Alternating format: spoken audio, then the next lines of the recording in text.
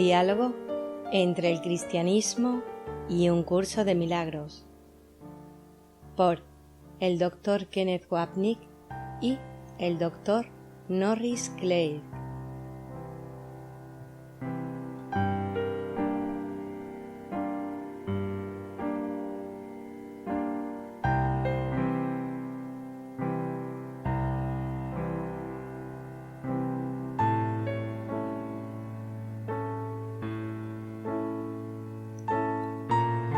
Continúo en el capítulo 4, Vivir en el mundo, y comienza hablando el Dr. Clegg.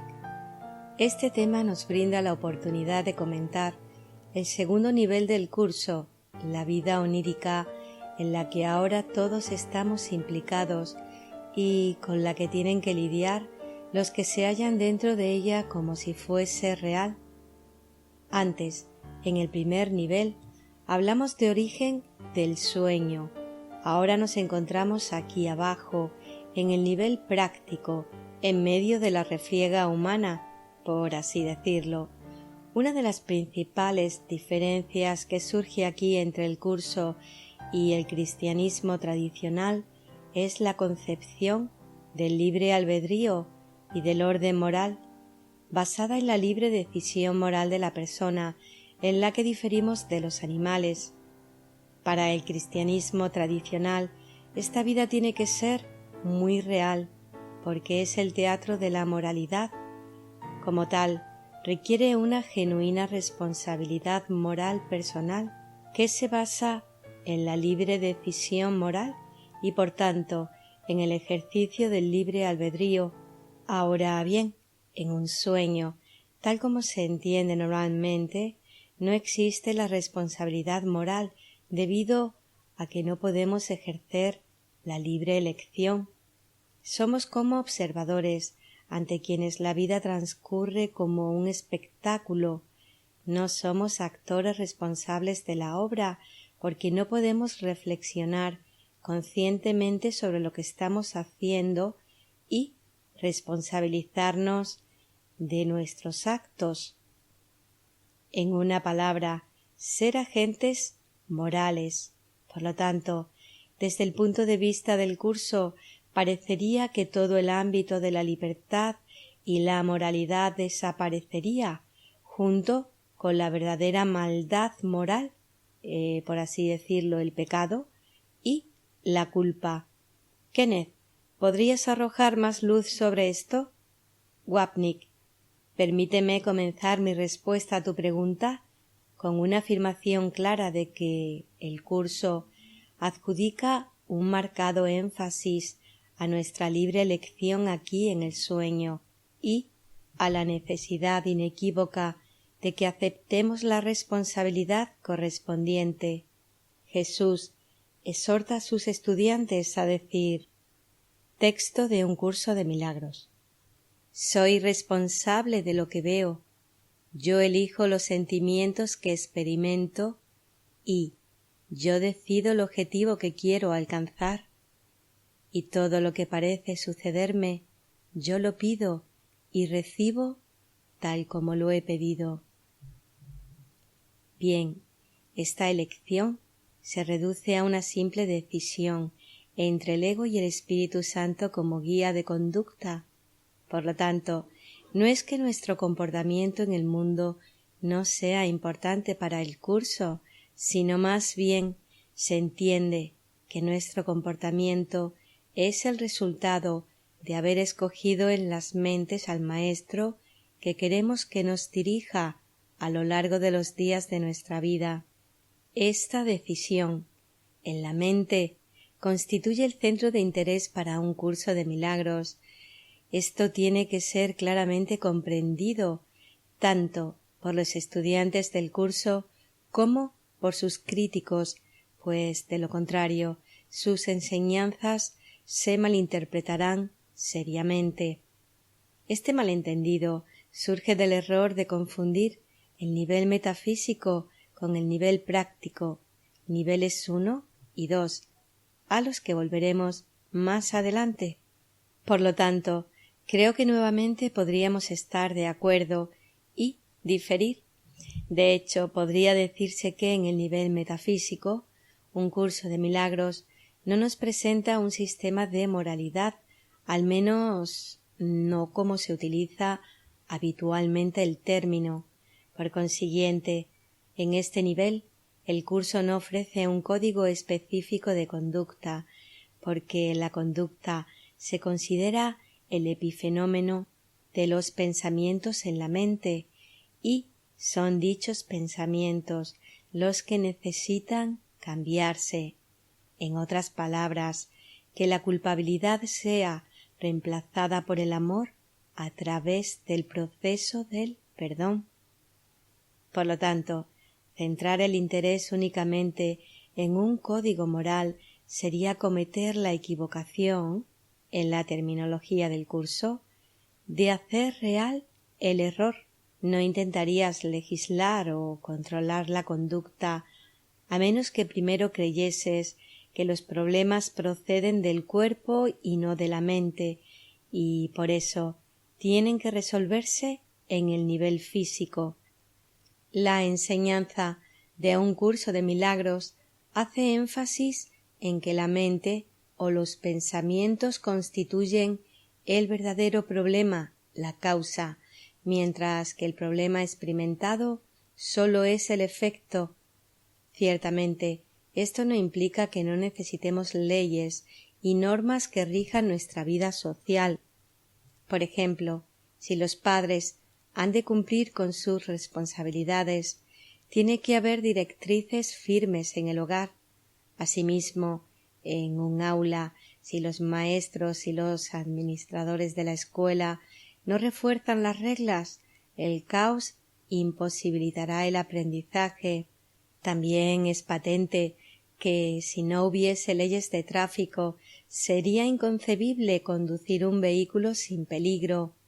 Todo esto es obvio y Jesús no nos pide en ningún lugar, en un curso de milagros, que neguemos este aspecto de nuestra vida cotidiana, aunque el mundo, metafísicamente hablando, sea un sueño. Es más, la metafísica del curso no tiene el propósito de llevar a la conclusión de que los actos poco amorosos deban condenarse o excusarse, ni permitirse que continúen sin restricciones.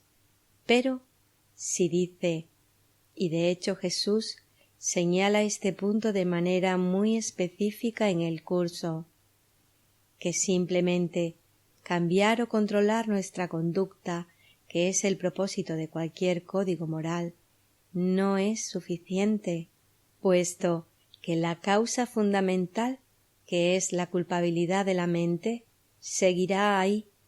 Esta culpabilidad es la que tiene que ser reemplazada por el amor del Espíritu Santo, que ya está presente. Una vez que se ha deshecho totalmente la culpabilidad, sólo el amor permanece en nuestras mentes y, por lo tanto, todo lo que hagamos será amoroso. Jesús nos pide que contemplemos las decisiones de nuestro ego de utilizar las funciones mundanas para reforzar la separación y la culpabilidad, y que miremos estas elecciones con su amor a nuestro lado. Esto hace posible que aceptemos su perdón de los errores y así aceptamos que su amor es nuestra verdadera identidad. Tenemos que responsabilizarnos de la decisión de elegir al ego como maestro, que es la causa de nuestra conducta poco amorosa. Aceptar responsabilidad por el poder de nuestras mentes de elegir equivocadamente nos da acceso al poder que tienen las mentes de elegir de nuevo y por fin tomar la decisión correcta. Como este asunto es tan importante y se presta mucho a malentendidos, permíteme decirlo de nuevo. Nunca debe pensarse que las enseñanzas metafísicas de un curso de milagros sobre la irrealidad fundamental del mundo físico significan que no sean útiles ciertas restricciones externas a la capacidad que tienen las personas de, entrecomilladamente, crear falsamente, tomando prestada una frase del curso. Ahora bien, estos límites, en sí y por sí mismos, no podrán efectuar un cambio en el nivel de la mente, que es la única causa de la verdadera sanación y la única esperanza de una vida que refleje el verdadero amor y la paz de Jesús. Con demasiada frecuencia, las personas creen equivocadamente que, controlando su conducta, pueden cambiar sus pensamientos, y lo que ocurre después es que la culpabilidad y el odio subyacentes, que no han cambiado en absoluto, se proyectan en forma de juicio o persecución, sin que la persona tenga ninguna conciencia de la verdadera naturaleza de sus actos, porque el pensamiento subyacente ha seguido siendo inconsciente. Como ejemplo, esta sería la explicación del curso para la conducta inexplicable de los cristianos bien intencionados que a lo largo de la historia han llevado a cabo actos tan perversos y anticristianos como las cruzadas o la Inquisición en nombre del Príncipe de la Paz. Sus pensamientos inconscientes de ataque y de separación dejaron a estos seguidores de Jesús en un estado donde literalmente no sabían lo que hacían y terminaron justificando el ataque y el asesinato, puesto que creían que eran la voluntad de Dios. El problema no es el sueño en sí, sino los pensamientos no sanados en la mente del que sueña, y estos pensamientos originan lo que el mundo llama inmoralidad. Su corrección sería lo que un curso de milagros consideraría verdadera moralidad. Ahora puedo hablar del concepto de libre albedrío en el curso. Claire, también tienes que introducir al ego. Aún no lo hemos hecho de manera sistemática. Wapnick, sí, lo haremos aquí. En uno de los niveles, que es el nivel del cielo, no existe el libre albedrío como generalmente se habla o se escribe sobre el mismo. Cuando hablamos de libre albedrío, claramente implicamos que hay una opción. Soy libre de escoger el amor o el miedo, el perdón o el odio, etcétera, etcétera. En el cielo, un estado de unidad indiferenciada donde no existen los opuestos. Desde el punto de vista del curso, no puede haber opción. Así que el libre albedrío, la interpretación tradicional del mismo, no tendría sentido en el cielo. Claire, Santo Tomás dice que en el cielo, en la visión beatífica, habría libertad, en el sentido de que nuestro ser entero se dirigiría espontáneamente a Dios, pero no habría libre elección. Sin embargo, si la hay a lo largo de la jornada terrenal hacia esta meta, que es el ámbito de la moralidad. Wapnick, sí, y un curso de milagros estaría de acuerdo. Hay una sección casi al final del texto que se titula La libertad de la voluntad, que dice que nuestra voluntad, puesto que es una con la de Dios, es libre, pero no en el sentido de ser libre para elegir, porque no hay opción, como ambos hemos dicho, de modo que es una afirmación de la unidad indiferenciada y no dualista del cielo. La voluntad del Hijo de Dios es libre porque no puede ser de otro modo, no puede ser aprisionada por la creencia en la realidad del pecado, aunque dentro del sueño podamos creer que puede. Claire, no está constreñida, eso es perfecto en lo que se refiere a la vida divina interna y a nuestra propia vida en el cielo, unidos con Dios. Pero aquí, en esta vida, todavía no estamos en el cielo y tenemos que tomar decisiones morales para llegar allá. para responder a la llamada de Dios, a despertar del sueño, etc. Aquí necesitamos la libertad de elección. Wapnick: el curso estaría de acuerdo con respecto a la vida en el cielo. La voluntad del Hijo de Dios no está constreñida en el sentido de que no existe otra voluntad que la voluntad de Dios y la de Cristo, que son una sola, y por eso no existe nada que pudiese constreñirla, restringirla o cambiarla. En el cielo no hay un ego ni un pensamiento de opuestos o de limitación. De hecho, no hay pensamiento en absoluto. El cielo es un estado no dualista de perfecta unidad, pero dentro del sueño, un curso de milagros habla mucho sobre la libertad de elegir y, en ese sentido, la noción tradicional de libre albedrío es definitivamente aplicable. En este nivel, nuestra libertad de elegir consiste en elegir entre escuchar la voz del Espíritu Santo, que siempre sería una voz de unión, perdón, amor y paz, o la voz del ego, que siempre nos hablaría de atacar, condenar, sentirnos culpables, juzgar, tener conflicto, etc. Por lo tanto, en este nivel del sueño, definitivamente existe libertad.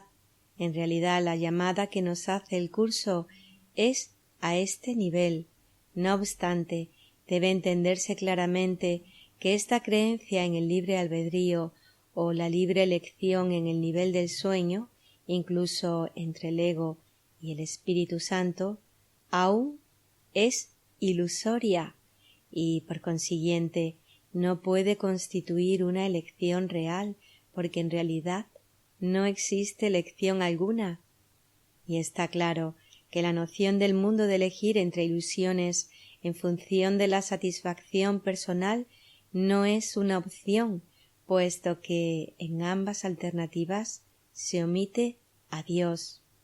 Una de las cosas que un curso de milagros enseña repetidamente, de hecho la última sección del texto se titula «Elige de nuevo», es que siempre debemos hacer otra elección.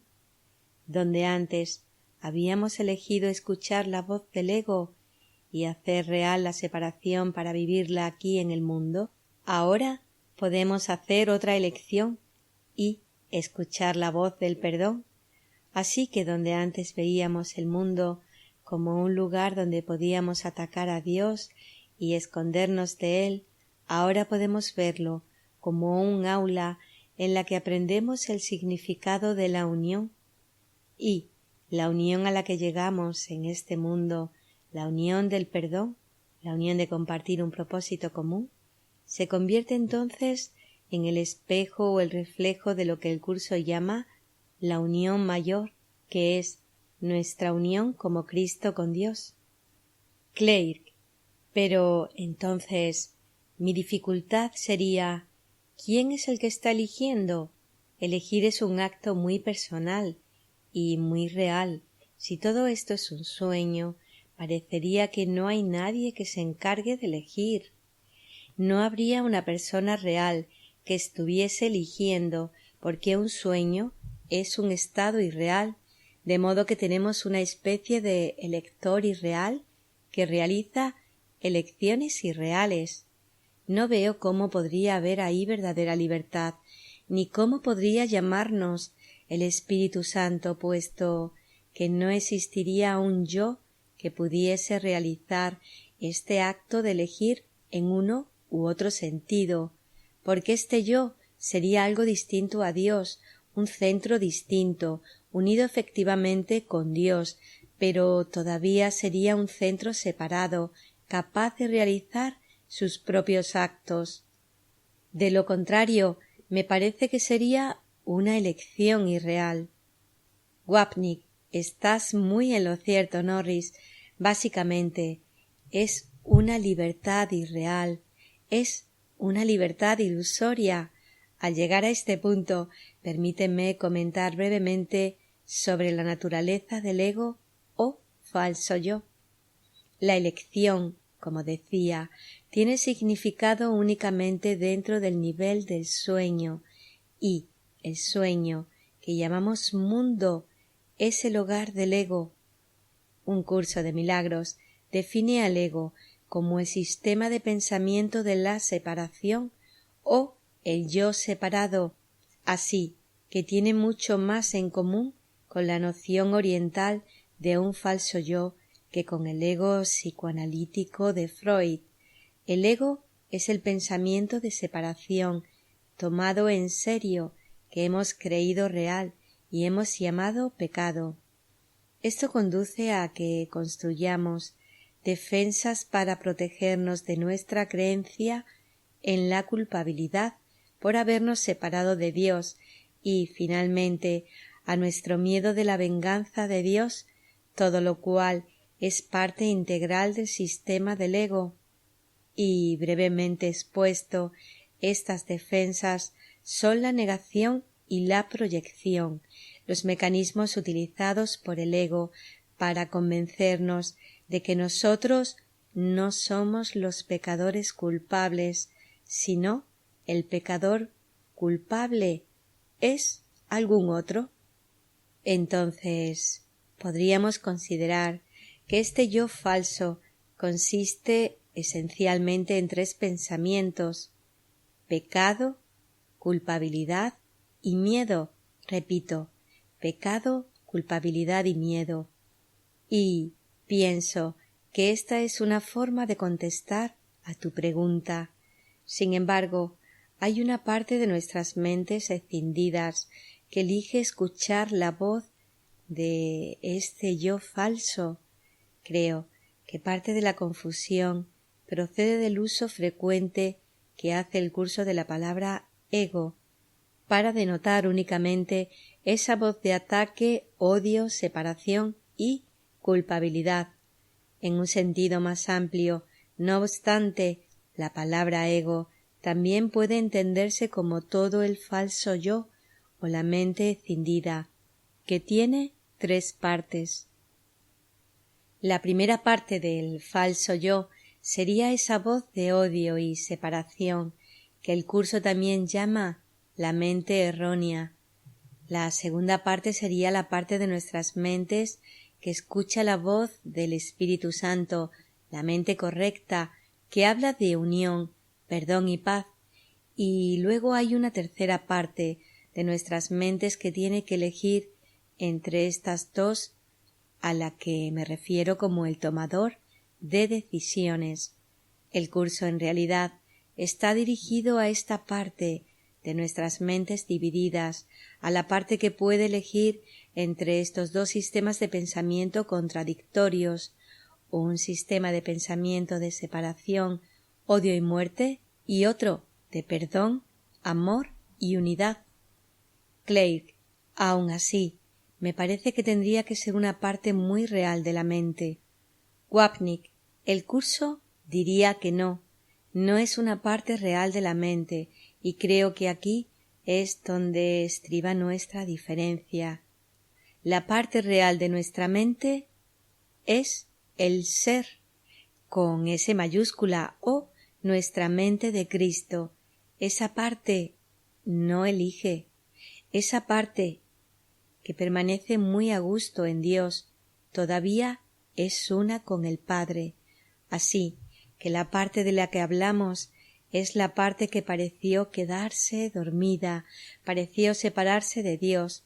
Esa parte está en el ámbito donde se hace la elección. En cierto sentido, como señalabas, la libertad es ilusoria.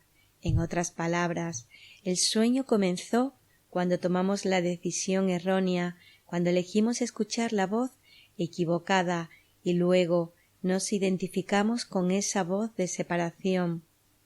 Por lo tanto, dentro del sueño y antes de que podamos despertar de él, tenemos que permitir que esa voz errónea sea corregida por el Espíritu Santo. Claire, desde dentro del sueño. Wapnick, desde dentro del sueño. Exactamente. Esa es la función del Espíritu Santo.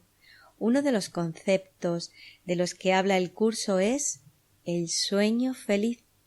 El sueño feliz son las enseñanzas de perdón del Espíritu Santo, las correcciones de los sueños del ego, que son pesadillas, pero el sueño feliz sigue siendo ilusorio, porque corregimos lo que a fin de cuentas nunca sucedió, tal como se entiende dentro del sistema del curso. La parte de la mente que elige entre estos dos sueños, la pesadilla del ego y el sueño feliz de perdón del Espíritu Santo, es la tercera parte de la mente, el tomador de decisiones, pero todo esto está dentro del yo ilusorio. Clay, eso sería difícil, pensar que esa parte tan importante, la que va a decidirse por el Espíritu Santo, no sea real. Wapnick, sí, absolutamente. Por eso hablo del nivel 1 y del nivel 2. El nivel 2 nos habla únicamente dentro del sueño, donde creemos estar, y aquí sí sentimos que siempre tenemos una opción. Si me sucede algo que no me gusta en mi vida, en estado de vigilia, tengo la opción de enfadarme y atacar o de perdonar. Esta opción es muy real para mí dentro del sueño y obviamente soy consciente de que podría elegir A o B, es decir, el ego o el Espíritu Santo, de modo que tiene que haber una tercera parte de mi mente que pueda elegir A o B. Un curso de milagros me habla dentro de este sueño y me dice que el Espíritu Santo es ese recuerdo de Dios que se extiende hasta el sueño, o, como prefiero pensar al respecto, el Espíritu Santo es esa parte de la mente que mientras duerme conserva el recuerdo de cómo es el cielo. Así, el Espíritu Santo es como un recuerdo de ese perfecto amor de Dios en mi mente que sueña, y ese recuerdo me conecta de nuevo con la verdad de mi identidad como Cristo. Clay, el Espíritu Santo, sin embargo, no sería precisamente divino de por sí, como la tercera persona de la Trinidad cristiana, más bien sería el recuerdo de mi estado de unión con Dios. Wapnick, sí, es como una función. El curso utiliza el término Espíritu Santo de forma distinta al concepto tradicional de la Trinidad. Es como una función, un recuerdo del amor de Dios que me llevé al sueño. Cuando me quedé dormido, llevé ese recuerdo conmigo. Clay, ahora bien, Kenneth, esto es notablemente parecido a la doctrina neoplatónica de Plotino. Antes hemos mencionado a Plotino. Era un hombre brillante. En el siglo III fue el gran fundador de la escuela neoplatónica, que fue un adelanto con respecto a Platón. Wapnick, ya sé que es un gran amor tuyo. Clay, sí, y una gran influencia en el cristianismo, pero aun así, él se opuso mucho al cristianismo. Plotino dice que cuando el alma cae en el cuerpo, como si cayera en una prisión, nunca cae totalmente.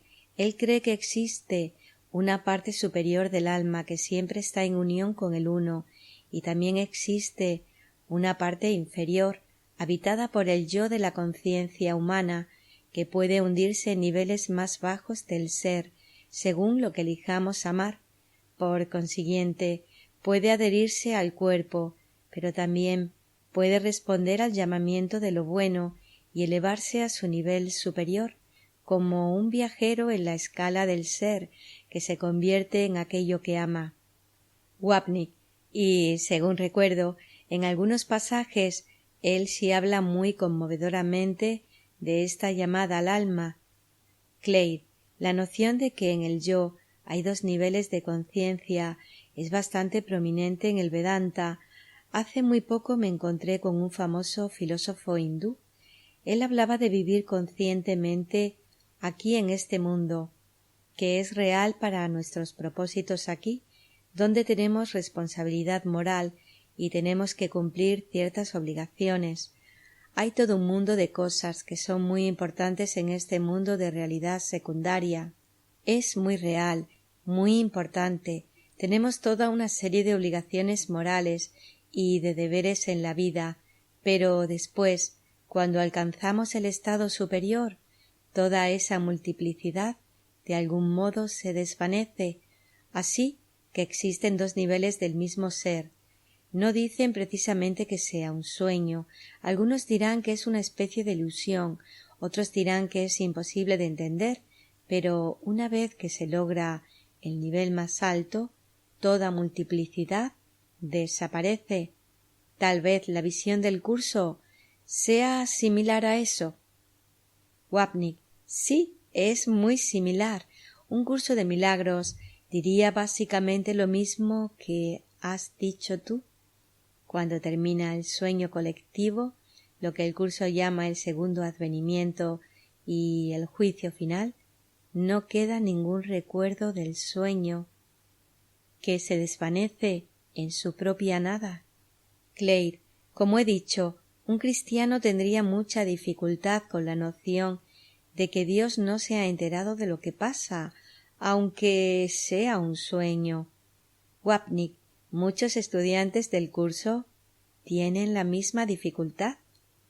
Claire: puesto que Dios es el que sostiene todo ser, incluso el que está pensando, y también sostiene todo lo que pensamos o soñamos, ni siquiera un sueño es sencillamente vacuidad, es la actividad de un soñador real.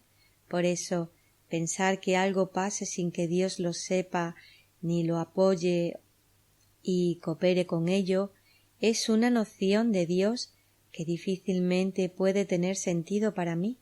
Implica que en realidad Dios no es el que sostiene todo ser y que desconoce lo que nosotros conocemos, es decir, nuestro soñar. Eso conllevaría una limitación de Dios. Nos parece que Él debería conocer eso con compasión y tratar de que no volvamos a la realidad. No es una limitación conocer lo imperfecto, sino únicamente serlo. Wapnick: lo interesante de tu planteamiento, que Dios no esté enterado del sueño, impone una limitación sobre él. Es que un curso de milagros utiliza eso mismo como prueba de su propia posición.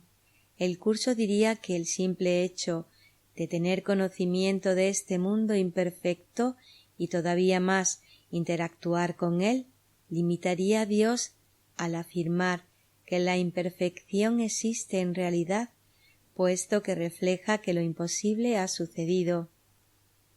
Esto apoyaría la creencia del ego de que ha logrado poner un límite a Dios al crear algo externo a la perfecta unidad.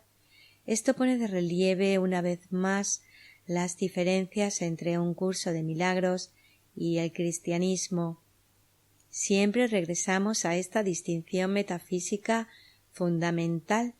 Después de todo, un curso de milagros es un sistema perfectamente no dualista. No existe nada externo a la totalidad, a la plenitud, al todo, o, como reza la maravillosa frase de San Pablo, Dios es todo en todo, que Jesús cita un par de veces en el curso. Por lo tanto, ¿cómo podría el Dios perfecto saber de un mundo ilusorio e imperfecto? Claire: sí. Ahora bien, en el nivel de vivir aquí, en este mundo, creo que la noción del ego, que en realidad no hemos tenido la oportunidad de desarrollar, la noción de que el ego utiliza constantemente excusas, el cuerpo, por ejemplo, para huir de Dios y proyectar la culpa sobre otros, es un discernimiento psicológico muy rico. Como sabes, esta es una de las cosas que me gustan mucho del curso, a pesar de mi dificultad con sus orígenes, pero me parecería que, al menos para el cristianismo, es muy importante que la persona admita primero su propia culpa, tome una decisión, Fue una mala elección y pude haber tomado otra mejor. No es únicamente ¡ay! No sabía lo que hacía, lo hice por ignorancia, así que no soy responsable. Bien, tenemos que asumir responsabilidad, como en el relato del Antiguo Testamento en que David roba a Betsabé, la esposa de Urías. David hizo que Urías fuese enviado a la guerra donde lo mataron, y entonces tomó a su esposa. Samuel le acusa y David dice: he pecado ante Dios. No pone pretextos de que el subconsciente me jugó una mala pasada, o alguien me perseguía, o había un mal ambiente. Dice: yo he pecado ante Dios. Asumir responsabilidad por nuestros pecados no debe abrumarnos con culpa, porque una vez que se hace eso ante Dios, Dios lo perdona y el pecado desaparece. No se debe reincidir, pero tiene sentido asumir humildemente que somos pecadores perdonados, con una nueva clase de amor. La idea es asumir responsabilidad por el propio pecado sin sentirse agobiado por la horrible carga de la culpa. Admitir tu culpa y luego pedir perdón sería una diferencia importante. Wapnick: en realidad el curso estaría de acuerdo contigo en eso.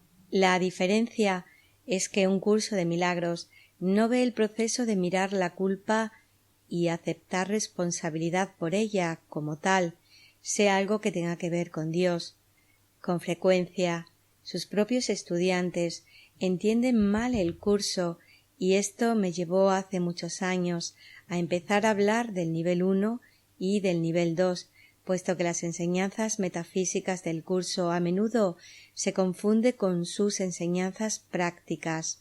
Así, a menudo la gente ha malinterpretado un curso de milagros pensando que, como dice que la culpabilidad no existe y todo esto es un sueño, puedo hacer lo que se me antoje y no soy responsable de ello. O si soy responsable, de todos modos, es una ilusión y no importa lo que haga.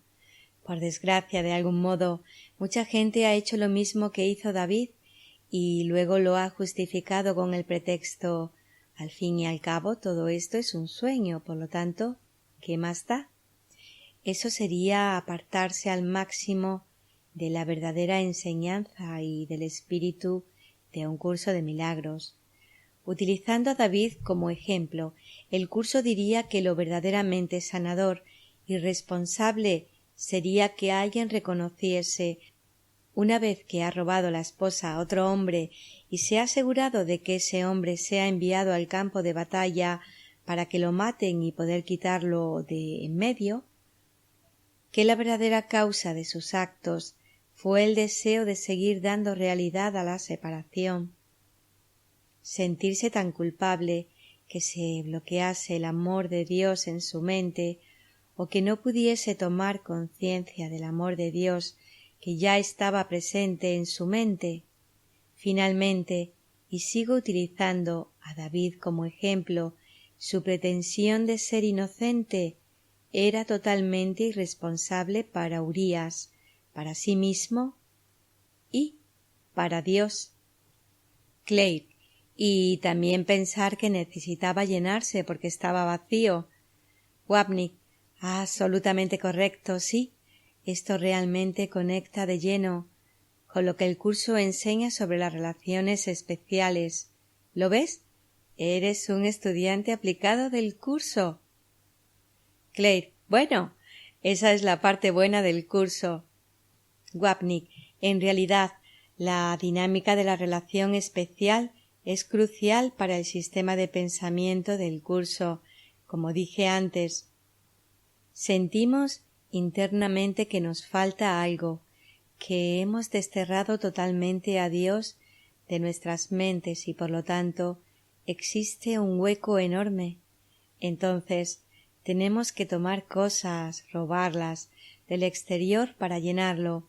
Un curso de milagros explica que esto nunca funciona porque no cambia la premisa básica, que es la creencia de que he perdido el amor de Dios y he perdido mi identidad como hijo de Dios. Claire, y realmente no existe nada que pueda llenar ese vacío, excepto Dios. Wapnick, absolutamente cierto, y un curso de milagros es muy claro al respecto. Dice en un lugar que la única relación verdadera que tenemos es la relación con Dios, y lo que hacemos es utilizar otras relaciones como un sustituto de ella. Así que, Claire, podríamos utilizarlas en positivo para expresar la relación con Dios, por ejemplo, una relación que sea amorosa. Wapnick, sí, podrías unirte con alguien, no en el sentido de tratar de poseer, canibalizar o atacar a esa persona, sino en el de unirte realmente con Cristo en el otro, que refleja al Cristo en ti. Esta unión refleja la aceptación de la unión que ya está presente en la relación. El curso la llamaría una relación santa, y es el proceso de cambiar el propósito de la relación, de un propósito de separación y culpa, a otro de unirse y expresar el amor de Dios. Claire, o de satisfacer una necesidad. Wapnick, sí, y la única necesidad real que tenemos es la de recordar que no tenemos necesidades porque seguimos siendo tal como Dios nos creó. Este es uno de los principios fundamentales del curso. Claire, ¿podrías volver ahora al caso de David y a cómo lo explica el curso? Wapnick, sí, para empezar, lo que un curso de milagros diría a David es precisamente lo que tú dices. Creías tener una necesidad que sólo podías satisfacer robando la esposa a otro hombre. Un curso de milagros diría que, a un nivel más profundo, David estaba representando nuevamente su creencia de que había robado a Dios, porque básicamente con eso comienza el sistema de pensamiento del ego. Comienza con la creencia de que Dios tiene algo que yo no tengo, es decir, que Él es el creador original. El ego quiere robarle eso y usurpar su función como creador original o primera causa. Seguidamente, el ego se siente culpable de ese pecado de haber robado a Dios. Desde el punto de vista del curso, ese es el comienzo de la caída, la culpabilidad por creer que hemos robado a Dios, y luego el miedo a que Él venga furioso a por nosotros y nos robe el poder que nosotros le habíamos robado, y luego nos destruiría. Entonces, un curso de milagros ve el mundo, retomando brevemente este punto, como el lugar donde nos escondemos de Dios. Esta es la visión que el curso tiene del mundo. Así que en el fondo de nosotros está ese pensamiento horripilante: le he robado a Dios. Y lo que todos hacemos es lo que Freud describe en otro contexto como la compulsión de repetición. Tenemos el impulso de repetir nuestros pecados una y otra vez. Por eso creo que en el nivel último, que David robase a Betsabé, la esposa de Urías, fue su manera de representar el robo perpetrado al cielo, el robarle a Dios. ¿Y qué hace David a continuación? Envía a Urías a que lo maten en el campo de batalla, lo cual constituye la expresión de la creencia del ego de que ha destruido a Dios para salirse con la suya y quedarse con lo robado. Esta es la culpabilidad última del ego. Retornando al mensaje de Jesús y la crucifixión, en esencia, para nosotros Jesús representa a Dios, que nos dice: ¿tú crees que has matado a Dios tanto en ese instante ontológico como en el Calvario? Pero la verdad es que no sucedió nada. Mi amor por ti no ha cambiado, del mismo modo que el amor de Dios por ti tampoco lo ha hecho.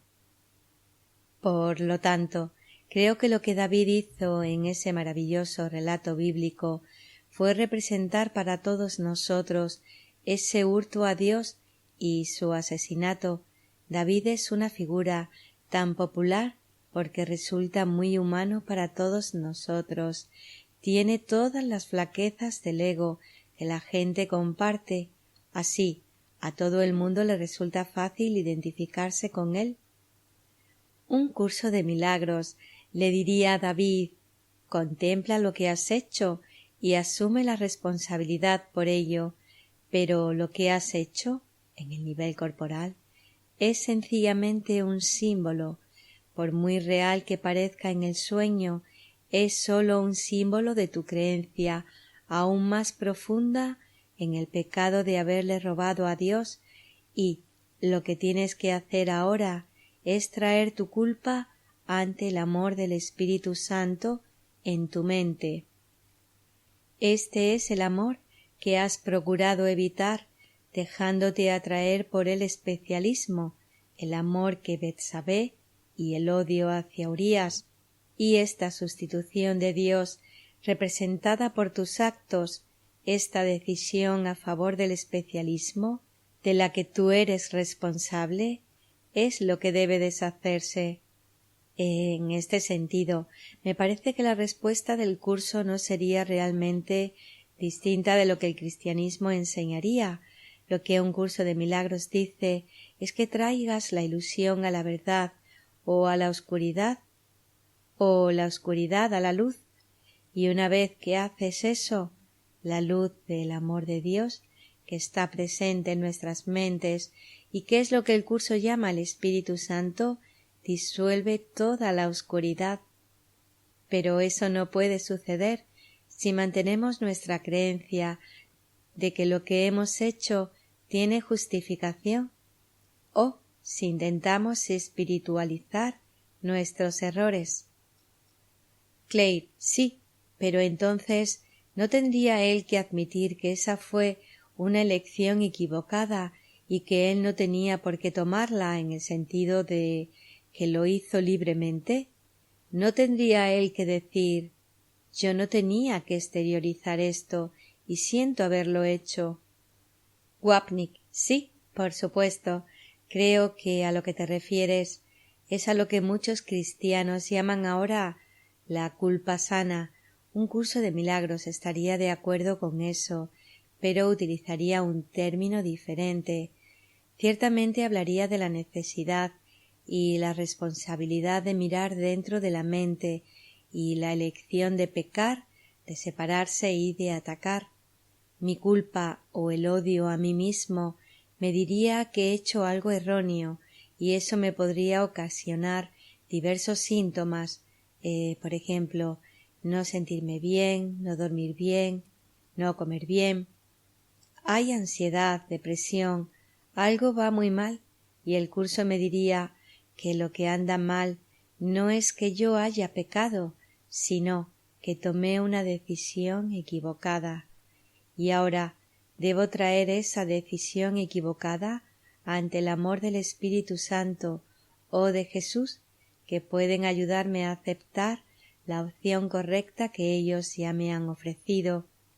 Lo que se necesita para que eso ocurra es lo que un curso de milagros llama la pequeña dosis de buena voluntad para contemplar nuestros errores y traerlos ante el amor de Dios.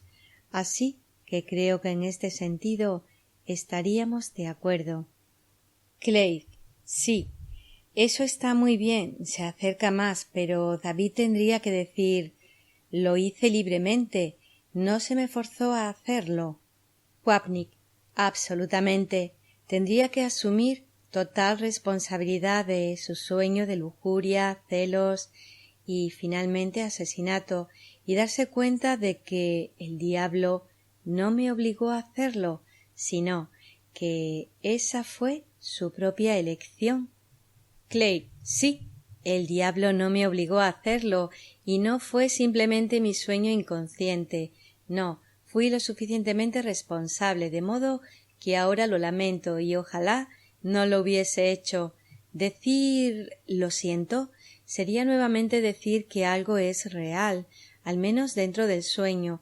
No es como si dijese oh no, yo nunca hice tal cosa o no pude evitarlo. No, es decir, asumo la responsabilidad. Wapnick, bueno, el curso es muy claro al respecto. Recalca el poder de la mente para elegir dentro del sueño. El punto es que, a fin de cuentas, lo que hayamos elegido soñar y hacer real aquí no importa porque no ha tenido efecto en nuestra realidad como hijo de Dios y jamás nos ha separado verdaderamente de Dios, pero dentro del sueño, indudablemente, ha tenido lo que parecen ser y experimentamos como efectos reales y hay que mirarlos. Claire, Kenneth, al reflexionar sobre esta parte de nuestro debate y viéndolo desde fuera, me parece que lo que el curso llama el mundo de sueño en realidad tiene considerablemente más densidad, trama, urgencia moral, coherencia de causa y efecto, y por consiguiente más aproximación a la realidad que la que se infiere cuando hablamos en lenguaje ordinario de un estado de sueño. Por lo tanto, en el curso el término parece aproximarse a lo que se podría llamar una metáfora o símbolo de un estado misterioso más allá de nuestro poder de descripción. Y el curso dice que podemos arrepentirnos de lo que experimentamos como los efectos reales de nuestras decisiones erróneas. ¿No es así? Wapnick, sí, se nos pide que asumamos responsabilidad de todo lo que experimentamos y de todo lo que hacemos. No somos las víctimas inocentes del mundo. Es nuestro sueño. Y tienes toda la razón, Norris.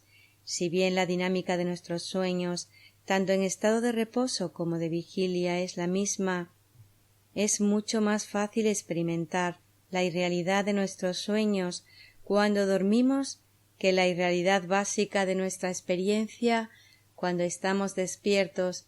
Así pues, un curso de milagros no nos pide que utilicemos la metafísica como una manera de excusar las decisiones del ego de hacer daño a los demás.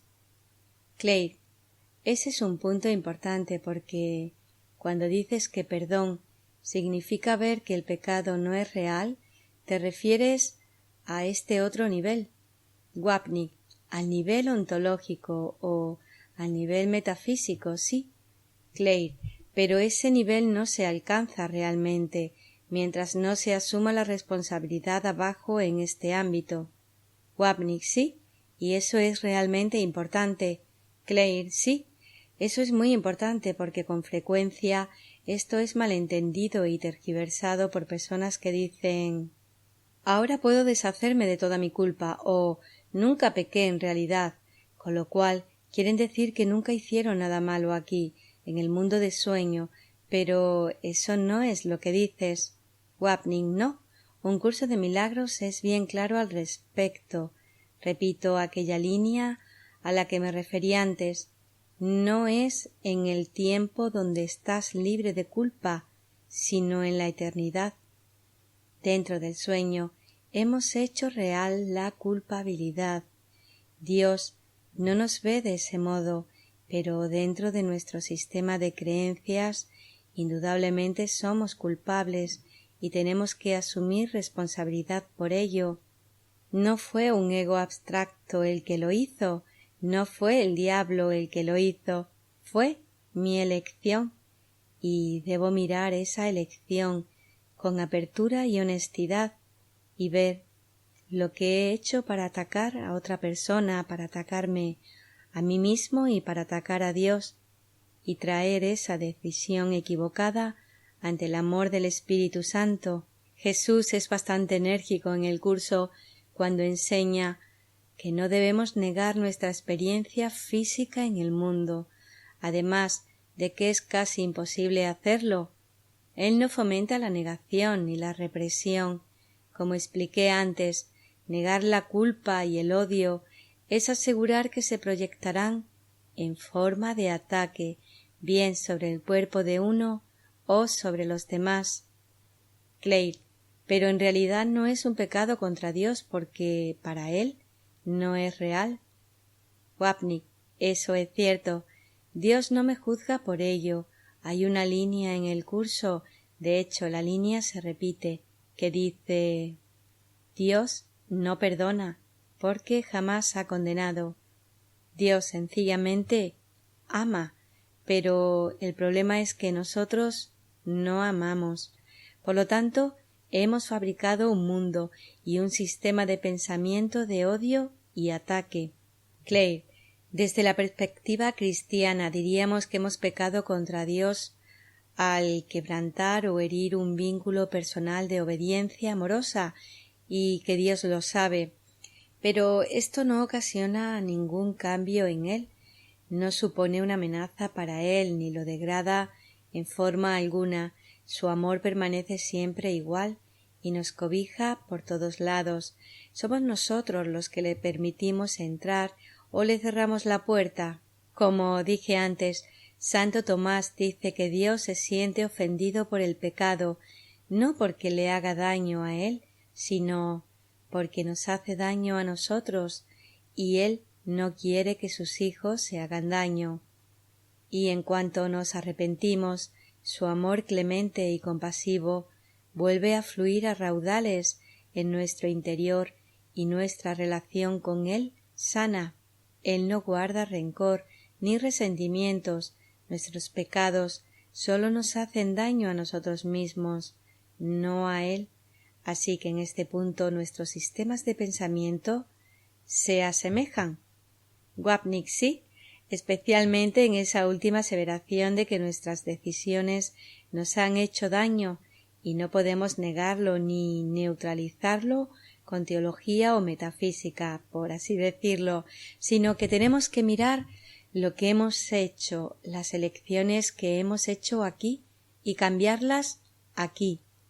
De modo que en ese sentido un curso de milagros sí exhorta a sus estudiantes a que asuman una profunda responsabilidad, no sólo por lo que hacen, sino, lo que es más importante aún, por lo que piensan. Nos enseña que nuestra forma de pensar es la que afecta a lo que hacemos. Así pues, realmente tenemos que cambiar el sistema de pensamiento subyacente, y no podemos hacerlo sin aceptar el amor del Espíritu Santo dentro de nosotros. Pero la diferencia esencial aquí, volviendo a exponer este importante punto, es que en un curso de milagros Dios ni siquiera sabe que lo hemos hecho, porque en verdad no lo hemos hecho. Clay, excelente. Nuestras diferencias al respecto están claras. Veamos ahora un último punto acerca de este estado de sueño en el que estamos actualmente. Parecería, por lo que he leído aquí y allá acerca del curso, que ese mundo en realidad solo es una proyección de nuestros pensamientos. Por ejemplo, el clima, la enfermedad, el sufrimiento, la depresión y otros trastornos psicológicos, la muerte, etc. Entonces parecería que al cambiar nuestros pensamientos podríamos deshacernos a voluntad de todos estos males. Ahora bien, entiendo por lo que has dicho un poco antes que nuestros egos individuales forman parte de un sistema mayor del ego que originalmente se separó de Dios para luego fragmentarse. De modo que como individuos no podemos cambiar el mundo cambiando los pensamientos. ¿Podrías explicar cómo funciona eso en el curso y si podemos o no cambiar el mundo cambiando nuestros pensamientos con respecto a él? Por supuesto que en un mundo cristiano no podríamos hacerlo, porque el mundo material es un mundo real creado por Dios que opera bajo sus leyes y providencia, en interacción con nosotros, pero que no depende de nosotros para su existencia. Wapnick, en principio, Creo que podríamos, puesto que todos somos de una sola mente y el mundo ha surgido de esa mente. En contra de la experiencia y de las apariencias, después de todo, solo hay un hijo y un sueño, y el mundo y la mente que lo soñó son uno, causa y efecto, están juntos, por consiguiente, no existe ningún mundo fuera de la mente del Hijo que cree en él. No obstante, en la práctica estoy totalmente de acuerdo contigo, y un curso de milagros también lo estaría. En la práctica ya nos va bien si podemos mantener algún control sobre nuestras mentes y pensamientos individuales, pensamientos de separación, ira, tristeza, pérdida, depresión, etc. Todos estamos tan identificados con ese sistema de pensamiento del ego que ese es nuestro centro de interés y no lo es en mover montañas o resucitar a los muertos o cambiar los patrones climatológicos.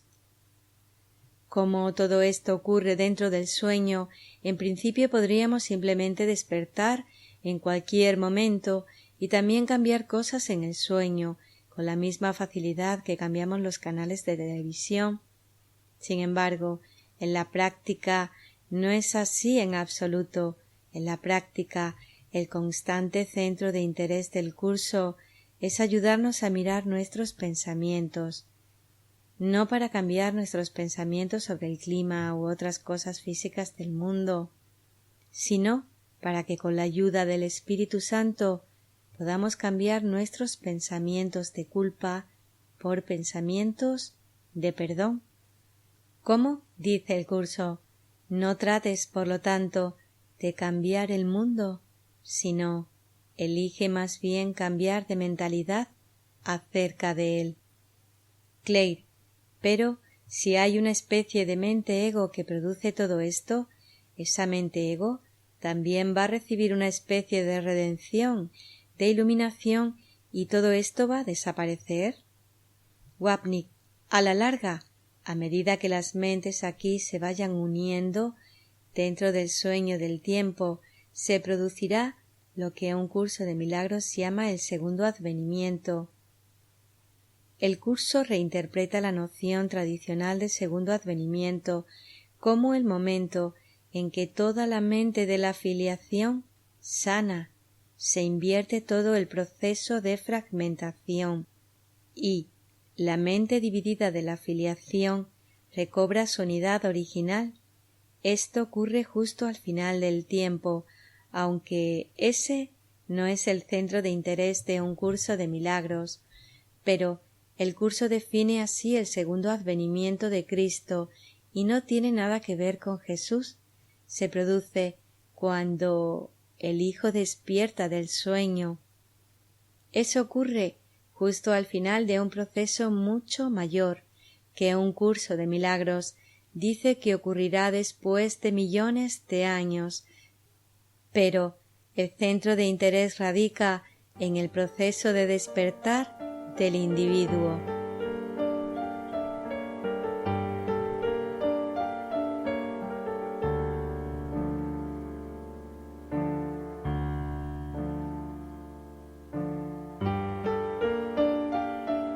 Paso al quinto capítulo, resumen y conclusiones.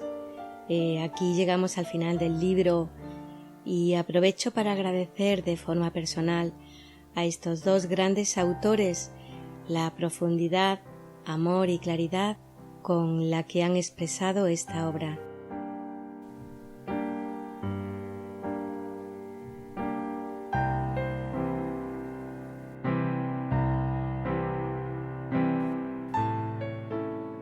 Comienza hablando Claire. Creo que hemos cubierto los principales puntos de desacuerdo entre el curso y el cristianismo, como lo vemos nosotros dos, y ha llegado el momento de que pasemos a una conclusión. Permíteme reunir en un resumen condensado cómo operan estas diferencias. Primer punto. El cristianismo cree que Dios creó este mundo material a partir de la nada preexistente. Es imperfecto, pero aun así es una imagen de Dios y es básicamente bueno.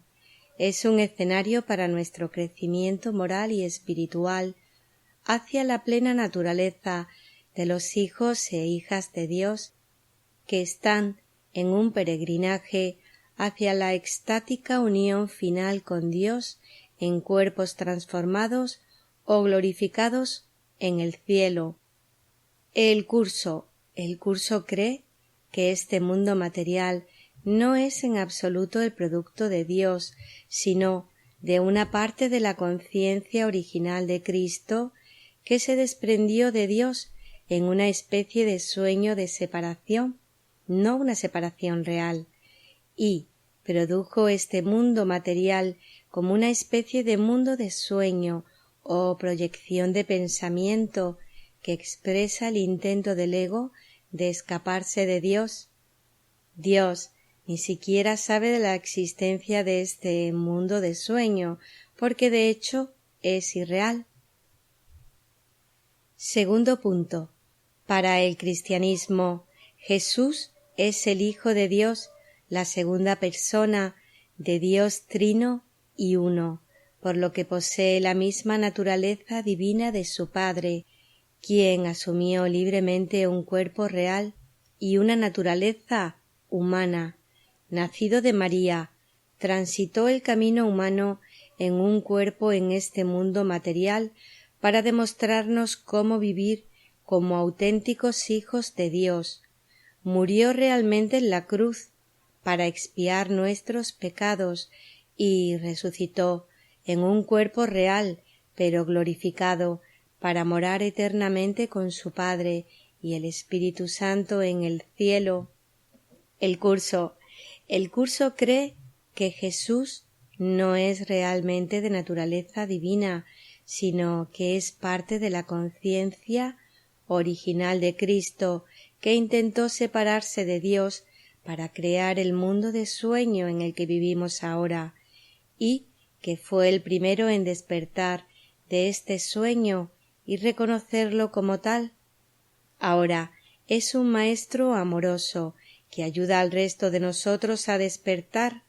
Por consiguiente, él no tiene un cuerpo real y tampoco murió realmente en la cruz, ni resucitó de entre los muertos, conservando un cuerpo real para siempre. Todo esto solo es parte del mundo de sueño o de la proyección del pensamiento del ego separado de Dios. Tercer punto. De acuerdo con el cristianismo, Jesús realmente murió en la cruz para expiar nuestros pecados humanos, para enseñarnos tanto la profundidad del mal en el pecado grave y la profundidad aún mayor del amor divino dispuesto a perdonarnos y restituirnos a una unión superior con Dios. Resucitó en un cuerpo real, pero glorificado, para restituirnos de forma efectiva a una unión más estrecha con Dios de la que teníamos antes de nuestros pecados.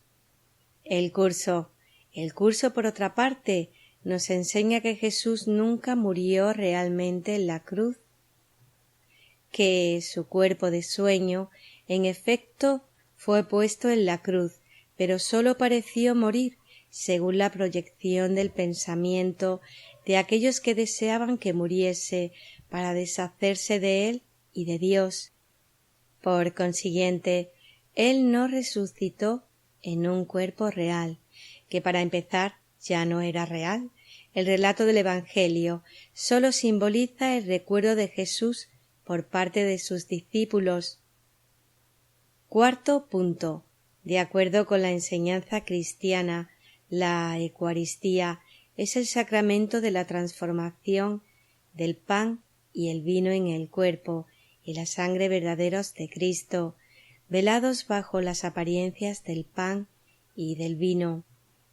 Constituye un recordatorio interminablemente repetido de la muerte de Jesús por nuestros pecados, que se lleva a cabo en la misma misa católica o liturgia eucarística.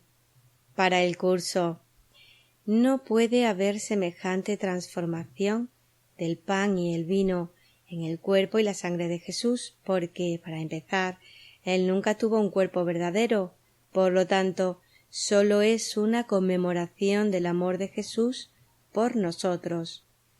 Quinto punto. De acuerdo con el curso, la naturaleza del mundo de sueño en el que ahora vivimos es que no representa una realidad genuina, sino sólo la proyección del pensamiento en una aparente separación de Dios. De ella surgió nuestro ego ilusorio, que ha tejido este sueño de un mundo material separado de Dios para escapar de su sueño en el que huye de la venganza persecutoria de Dios. Este mundo de sueño no es producto de nuestros actuales egos individuales, sino del ego original que se separó en su mundo de pensamiento y luego se fragmentó progresivamente en los múltiples egos que experimentamos hoy día como seres humanos individuales. Pero una vez que nos hallamos en este mundo de sueño, tenemos que vivir con él y lidiar con él de una manera moralmente responsable y amorosa, de una manera clemente, tal como nos enseñó Jesús, para que podamos despertar del sueño en cuanto concluya nuestra escolarización en esta aula y podamos retornar a la unión beatífica con Dios que en realidad nunca perdimos. Los pensadores cristianos ponen objeciones a la idea de que jamás hayamos pecado y nos hayamos alejado de Dios y de que en un mundo de sueño tengamos el libre albedrío necesario para tomar decisiones morales genuinas o para decidir regresar a Dios. Temen que la realidad e importancia central del mundo moral desaparezca, pues creen que sólo personas reales pueden tomar auténticas decisiones morales. Wapnick. Bien, creo que coincidimos en la mayoría de estos puntos principales, pero quisiera reformular algunas de las ideas que expusiste con relación al curso, sobre todo en lo que se refiere a la posición del cristianismo. Para empezar, un curso de milagro ciertamente no estaría de acuerdo con la idea de que la unión beatífica final con Dios ocurre en un cuerpo transformado o glorificado. Su posición, como hemos visto, es que los cuerpos nos mantienen separados en este estado distinto a nuestra identidad verdadera como Espíritu y como Cristo, el Hijo único de Dios. Por lo tanto, nunca encontrarías una dicotomía como la que estableció San Pablo entre el único Hijo de Dios, Jesús, y el resto de nosotros, sus hijos adoptivos. Con respecto a Jesús, un curso de milagros no negaría que Jesús es divino, en tanto se entienda que también lo somos todos, en cuanto que somos Cristo y que ontológicamente no existe diferencia alguna entre nosotros. Por otra parte, en Cristo no hay individualidad. El Hijo único de Dios tiene un solo nombre, Cristo. El curso tampoco diría que Jesús era parte de la conciencia original de Cristo que trató de desprenderse de Dios, etc. Repito, hablar de ese modo otorga realidad a la separación y el curso afirma de forma enfática que ésta jamás sucedió. Ni siquiera utilizaría la palabra conciencia para describir el estado de Cristo, puesto que ese término es inherentemente dualista y contradice la unidad no dualista del cielo. Volviendo a la crucifixión de Jesús, quisiera añadir algo a tus comentarios. El Jesús de un curso de milagros demuestra la falsedad inherente del pensamiento inconsciente que abrigamos de haber matado a Dios y su amor, al permitir que los soñadores del sueño del mundo, sinónimo de los separados, manifestasen en la forma su creencia inconsciente de asesinar a Dios y de crucificar a su Hijo. Jesús demostró, primero, que el cuerpo no es nuestra realidad; segundo, que Dios, su Hijo y su amor no pueden ser destruidos; y tercero, que el sueño de muerte no tuvo efecto en él, puesto que él no estaba dormido y, por consiguiente, era invulnerable a los pensamientos y al comportamiento de ataque dentro del sueño. Bien, como dije antes, el curso afirma que el mensaje de la crucifixión es: ¿enseña solamente amor? Pues eso es lo que eres. Un punto más acerca de Jesús y de los Evangelios. Como el relato bíblico de Jesús discrepa tanto del Jesús del curso, verdaderamente no podría decirse, como lo hiciste, que, de acuerdo con el curso, el relato del Evangelio es sólo el símbolo del recuerdo de Jesús que tienen sus discípulos. Recuerdo algo que me dijiste hace muchos años, Norris. Después de escucharme afirmar que el curso vino como una corrección al cristianismo, comentaste con mucho acierto que cuando se corrige algo se retiene el marco de referencia original, pero un curso de milagros no retiene nada del marco de referencia original del cristianismo. Con la misma veracidad podría decirse lo mismo del curso y de la descripción bíblica de la vida, muerte y resurrección de Jesús. Lo mismo ocurre en lo que se refiere a la doctrina de la Eucaristía. Como hemos visto, hay por lo menos 2 pasajes en el curso que refutan específicamente las enseñanzas de la Iglesia acerca del deseo de Jesús de compartir su cuerpo con sus seguidores. Sin embargo, como cualquier otra cosa del mundo del ego, el ritual de la comunión podría ser utilizado por el Espíritu Santo para un propósito diferente.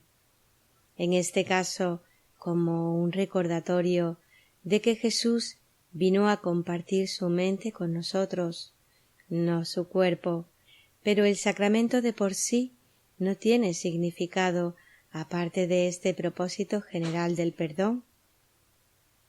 Por último, si bien un curso de milagros no utilizaría el término moralmente responsable, como se utiliza comúnmente en nuestra sociedad, ciertamente exhortaría a sus estudiantes a vivir de manera amorosa y compasiva, como mencionaste. Es más, como hemos comentado, el curso exhorta enfáticamente a sus estudiantes a ser responsables, pero en un nivel mucho más profundo. Como estudiantes de un curso de milagros, se nos pide que seamos totalmente responsables de todos nuestros pensamientos que proceden de la decisión de nuestra mente de unirse con el ego o con Jesús. De esa decisión surgen las creencias, sentimientos y la conducta. Si esta decisión subyacente no se cambia del ego al Espíritu Santo, de la mente errónea a la mente correcta, entonces la simple modificación de la conducta nunca nos conducirá a la sanación. A la larga, esto reforzaría una falta de responsabilidad en todos los niveles de nuestra experiencia, como atestigua la historia de este planeta, puesto que no habríamos asumido la responsabilidad primaria de nuestra decisión original de separarnos del amor de Dios. Haciendo hincapié una vez más en este punto, la característica esencial de un curso de milagros que radica en el núcleo de las diferencias que has resumido muy acertadamente, es que el curso es una espiritualidad no dualista. El cristianismo, así como el judaísmo que lo precede, es un sistema de pensamiento dualista en el que Dios y el mundo, el espíritu y la materia coexisten como estados separados que son igualmente reales.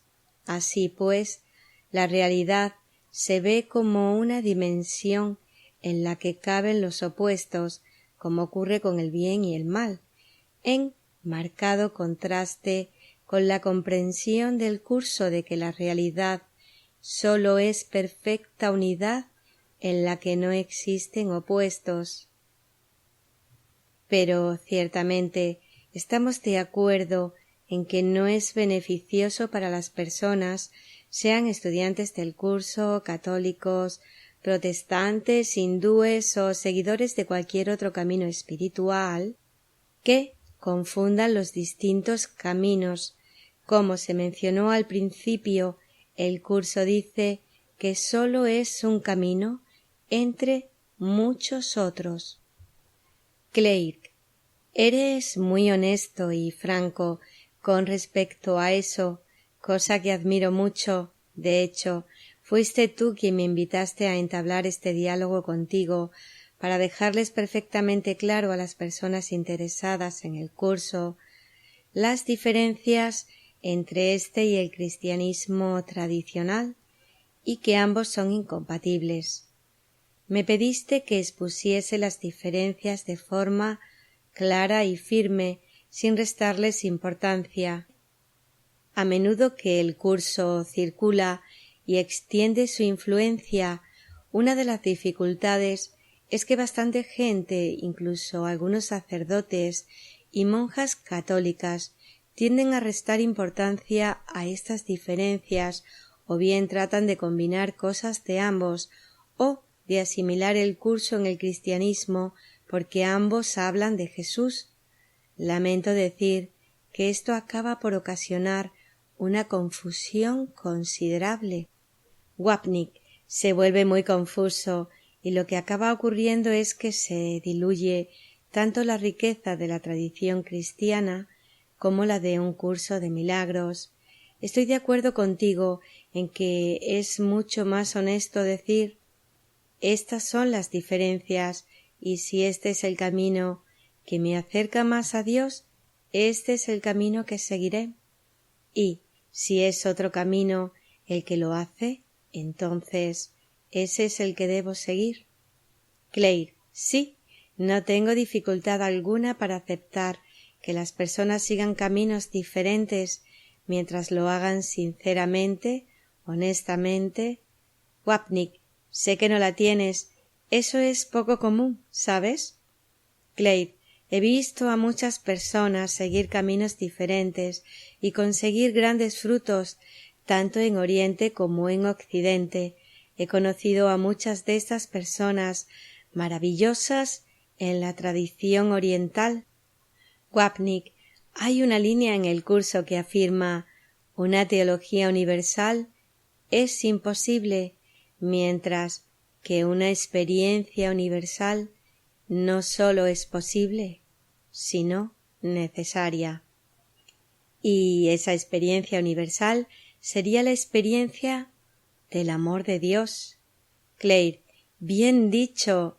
Wapnick, creo que estamos tan fragmentados, tan separados, y somos tan diferentes que, para alcanzar la meta de tener esa experiencia universal, necesitamos distintos caminos espirituales. Al fin y al cabo, un camino no es mejor que otro. Al final, todos los caminos desaparecen en el amor de Dios. Claire, bueno, podría discutirse si uno es mejor que otro. Wapnick, ese es otro diálogo. Claire, con respecto a este punto de no confundir caminos distintos, permíteme hacerte una pregunta práctica que me tiene un poco desconcertado. Siento que hay una serie de discernimientos espirituales y psicológicos prácticos en el curso, como los que mencioné antes, que pueden ser utilizados provechosamente por todas las personas religiosas, incluyendo a los cristianos. Parece que muchos maestros del curso de todo este país y en otras partes se centran únicamente en las enseñanzas prácticas de este nivel y dejan de mencionar casi totalmente las enseñanzas metafísicas y teológicas más profundas del nivel 1, el sueño y sus orígenes, etc. Esto también puede ocasionar confusión a algunos cristianos. Así pues, permíteme preguntarte, ¿qué piensas de esta práctica? ¿Piensas que es una práctica válida que refleja la verdadera intención del curso?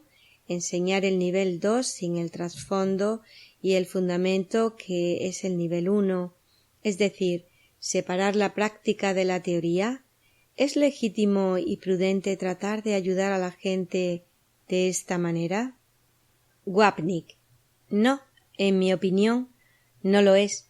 Hay muchas otras espiritualidades que enseñan, como un curso de milagros, que es preferible perdonar en lugar de abrigar resentimientos, que desarrollar una relación con Jesús o el Espíritu Santo es esencial para retornar a casa, que Dios nos ama y no trata de destruirnos, etc. Sin embargo, no existe ninguna otra espiritualidad de la que yo tenga conocimiento que combine una metafísica no dualista con una psicología tan sofisticada como la que se encuentra en el curso, ni que ubique el significado del perdón en el contexto de esta metafísica no dualista. Cuando se elimina este contexto de la enseñanza del perdón, se pierde el significado que Jesús da al perdón en el curso, que finalmente no hay nada que perdonar porque no ha sucedido nada que perturbe la paz y el amor que es el Hijo de Dios. En cuanto se elimina el concepto de perdón de la metafísica del curso, se arranca el corazón mismo de un curso de milagros, su no dualidad. Entonces, ya no se puede decir en absoluto que se esté hablando de un curso de milagros, sino más bien de otro camino espiritual dualista. Es un perjuicio para todos que se tergiverse el curso de esta manera.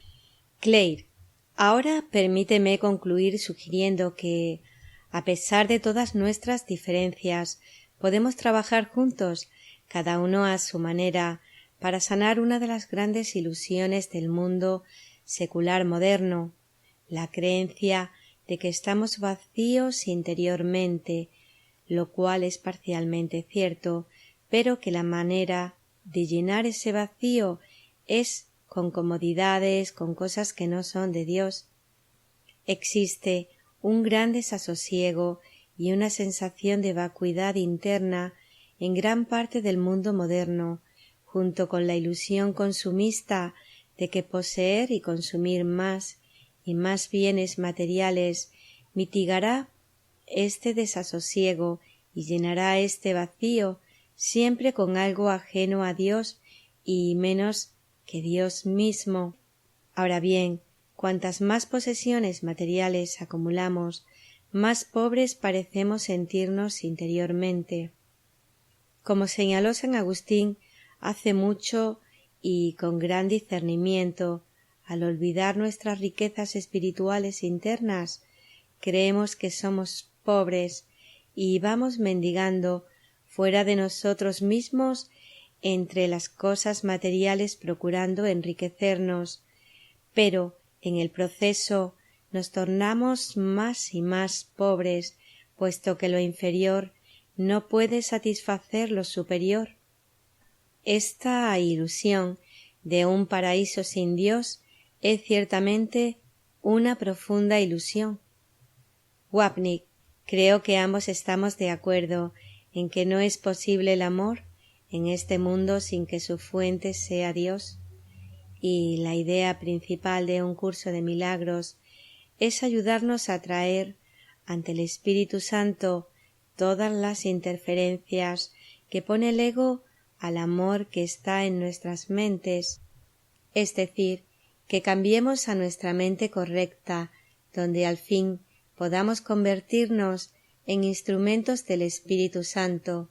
Entonces, su amor puede extenderse a través de nosotros, de modo que lleguemos a estar más en paz en este mundo y a ser más amorosos con nosotros mismos y unos con otros.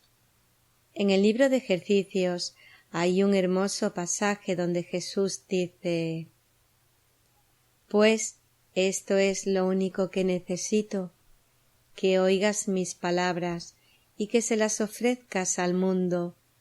Tú eres mi voz, mis ojos, mis pies y mis manos, a través de los cuales salvo al mundo».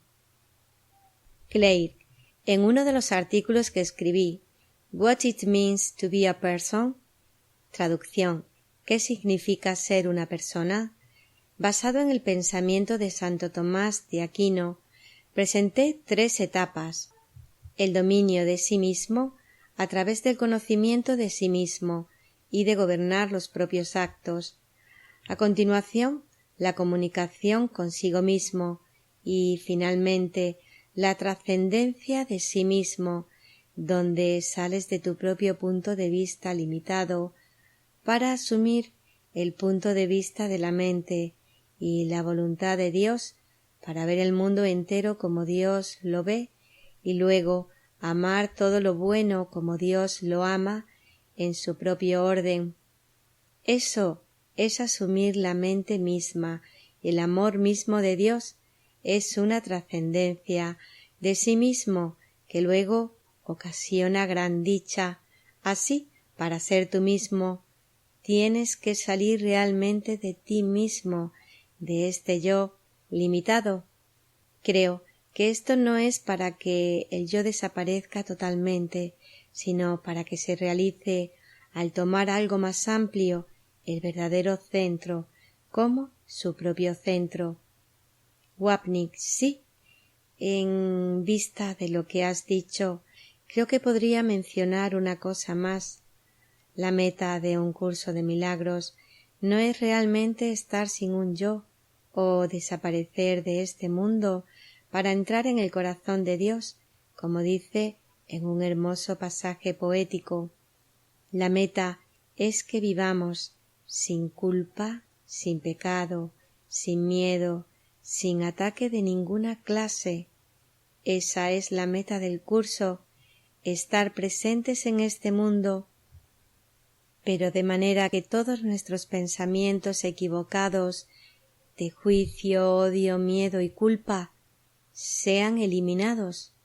Y, repito, a menudo esto es mal interpretado por los estudiantes del curso. Como dice el Evangelio de Juan, hemos de vivir en el mundo, mas no ser del mundo. Es decir, vivir dentro del sueño, pero conscientes de que en verdad no somos del sueño y de que nuestra verdadera identidad está fuera del sueño. En otras palabras, hemos de estar en el mundo de la manera que estuvo Jesús. Claire, pero vivir en este mundo mientras permanezcamos en él. Así que hay una especie de muerte aquí, cierta clase de muerte física. Wapnick, sí, un curso de milagros no niega una muerte física en el nivel del sueño. Lo que realmente dice es que hay 2 clases de muerte. Está la muerte que llega a través de la culpa y el miedo, y del miedo al juicio procedente de la imagen de Dios, que es el ego que ha proyectado, y luego existe la muerte que se describe como un abandonar tranquilamente el cuerpo, cuando hemos realizado nuestra labor y reconocemos que hemos cumplido el propósito de estar aquí, aprender a ser más amorosos y más dispuestos al perdón. Entonces, nuestra muerte es apacible. Otra manera de exponer la meta de un curso de milagros es decir, que consiste en vivir en este mundo de forma serena, sin todo el conflicto internacional y personal. De hecho, el curso dice que el conocimiento, que es el sinónimo que utiliza para cielo, realmente un uso medio gnóstico de la palabra conocimiento. Bien, pues no es una meta, su meta es la paz, la experiencia de paz aquí en el sueño. Es una manera de vivir unos con otros, tanto individuos como naciones, en un estado mental tal que no hay conflicto, no hay deseo de usurpar el lugar de otras personas, ni ninguna necesidad de robar lo que no es nuestro. Clay, como dijo Jesús, he venido para que tengáis paz, he venido a daros mi paz. Wapnick, el Jesús de un curso de milagros, también estaría de acuerdo con eso. Clay, así que diferimos en mucho, pero también estamos de acuerdo en mucho. Permíteme ofrecer una última cita del novelista Charles Morgan. No hay sorpresa más mágica que la sorpresa de ser amado. Es el dedo de Dios en el hombro del hombre. Wapnick, eso es maravilloso. Para añadir algo relevante, un curso de milagros diría que no hay mayor dicha en este mundo que la de saber que uno es perdonado, y ese perdón solo puede llegar mediante una experiencia del amor de Dios a través de Jesús o del Espíritu Santo.